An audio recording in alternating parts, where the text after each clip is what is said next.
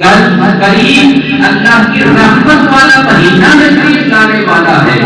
فرمایا اس کے روزے جو ہے وہ تم پر فرض کر دیے گئے، رمضان کے روزے تم پر فرض ہیں، اور فرمایا کہ اس کا قیام جو ہے وہ سنت ہے، یعنی رات کے وقت نماز تراویح پڑھنا یہ سنت ہے، اور فرمایا کہ یہ مہینہ جو ہے اس کے اندر ایک رات ایسی بھی ہے جو 1000 راتوں 1000 مہینوں سے بھی زیادہ افضل ہے، 1000 مہینوں سے بھی زیادہ افضل ہے، فرمایا وہ بھی اسی مہینے کے اندر ہے، اور فرمایا اس کے اندر ایک نیکی جو ہے اس پر 70 نیکیوں کا ثواب عطا فرمایا جاتا ہے۔ اور میرے محبوب پاک علیہ السلام نے فرمایا کہ لوگوں یہ مہینہ جو ہے یہ صبر کا مہینہ ہے، اس سے ماہ صبر بھی کہا جاتا ہے، وہ اس لیے کہ دیکھیے بندہ صبح طلوع آفتاب سے لے کر غروب آفتاب تک صبر کرتا ہے، پیاس لگی ہوتی ہے، پیاس کی شدت ہوتی ہے، گرمی ہوتی ہے، سامنے فریج کے اندر پانی کی ٹھنڈی بوتل بھی پڑی ہوتی ہے، لیکن بندہ اٹھا کر پیتا نہیں، اللہ کی رضا کے لیے صبر کرتا ہے، تو فرمایا یہ ماہ صبر بھی ہے۔ اور نبی پاک علیہ السلام نے فرمایا کہ یہ ماہ مؤاسات بھی ہے، کہ اس مہینے کے اندر لوگ خیر خائی کرتے ہیں، بھلائی کرتے ہیں۔ ہم نے بھی دیکھا ہے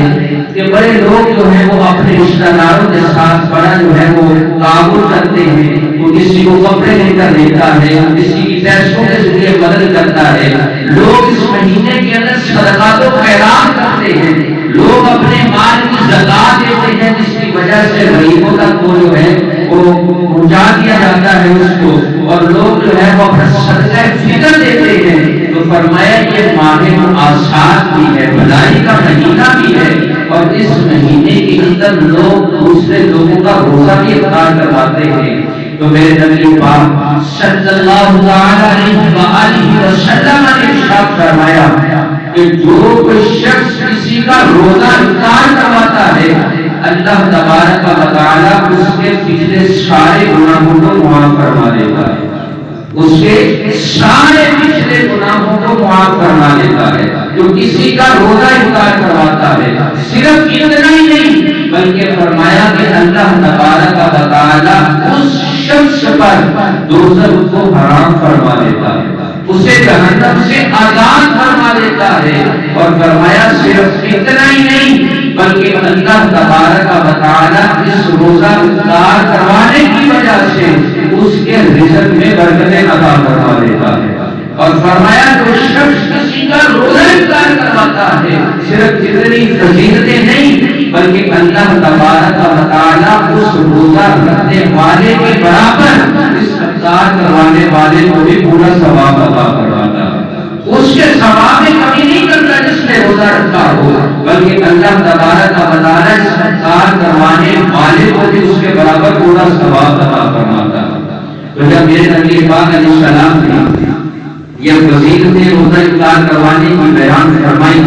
تو صحابہ نے نبی پاک علیہ السلام کی بارگاہ میں عرض کیا، اگر ہم میں سے کوئی اتنی چیزیں نہ پاتا ہو، کسی کے گھر میں اتنا کچھ موجود ہی نہ ہو، وہ کسی بندے کو پیٹ بھر کے کھانا کھلائے، وہ جسم کی چیزوں سے اس کا روزہ افطار کروائے، اس کے لیے کیا حکم ہے؟ تو میرے نبی پاک صلی اللہ علیہ وسلم نے فرمایا کہ صحابہ یہ جو فضیلتیں بیان کی گئی ہے یہ پیٹ بھر کر کھانا کھلانے کی نہیں ہے، یہ فضیلتیں تو اس کے لیے ہے جو ایک کھجور کے ساتھ بھی کسی کو روزہ افطار کروا دیتا ہے، ایک گھونٹ دودھ کے ساتھ بھی کسی کو روزہ افطار کروائے، بلکہ یہاں تک کہ میرے مصطفیٰ کریم علیہ السلام نے فرمایا اگر کوئی شخص کسی بندے کو ایک پانی کے گھونٹ سے روزہ افطار کرواتا ہے، اللہ اسے بھی یہ فضیلتیں عطا فرما دیتا ہے، اللہ اس کے گناہوں کو معاف فرما دیتا ہے، اس پر جہنم کی آگ کو حرام فرما دیتا ہے، اللہ تبارک و تعالی اس کے رزق میں برکتیں عطا فرماتا ہے، اور اللہ تبارک و تعالی اس روزہ رکھنے والے کے برابر اس سے بھی ثواب عطا فرماتا ہے۔ اور پھر میرے نبی پاک علیہ السلام نے ارشاد فرمایا کہ جو شخص رمضان المبارک میں کسی شخص کو پیٹ بھر کر کھانا کھلاتا ہے، وہ پہلی فضیلت کی ایک گھونٹ کے ساتھ، ایک پانی کے گھونٹ یا ایک گھونٹ کے ساتھ روزہ افطار کروانے کی۔ فرمایا جو شخص کسی کو پیٹ بھر کے کھانا بھی کھلاتا ہے، اللہ تبارک و تعالیٰ کل قیامت والے دن اسے میرے حوضے کوثر سے پانی پلائے گا۔